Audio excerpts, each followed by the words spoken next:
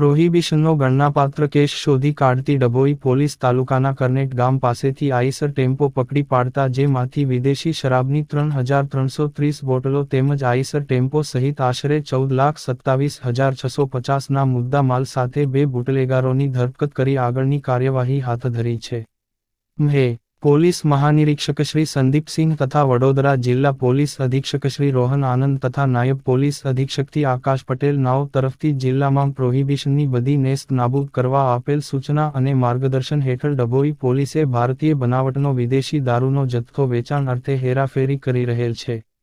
જે ડભોઈ તાલુકાના કરનેટ ગામ પાસેથી બાતમી હકીકત આધારે Eicher tempo number GJ 21V3841 police સ્ટાફના માણસો સાથે બાતમી હકીકતવાળી જગ્યાએ વોચમાં હતા દરમિયાન ઝડપી પાડી હતી જેમાં ભારતીય બનાવટનો વિદેશી દારૂનો 3,330 નંગનો જથ્થો મળી આવતાં પ્રોહિબિશન ધારા તળે ગુનો રજીસ્ટર કરી કાયદેસરની કાર્યવાહી કરવામાં આવેલ છે. પકડાયેલ આરોપી પોપટભાઈ અંબુભાઈ રાઠવા રહેવાસી કવાડ તેમજ વદેસિંહ દેવજીભાઈ નાયકની ધરપકડ કરી તપાસમાં નીકળે તે કબજે કરેલ મુદ્દામાલની અલગ અલગ બ્રાન્ડની વિદેશી દારૂની નાની મોટી વિવિધ વિદેશી દારૂની બોટલો નંગ 3,330 જેની કિંમત અને આઈસર ટેમ્પાની કિંમત મળી કુલ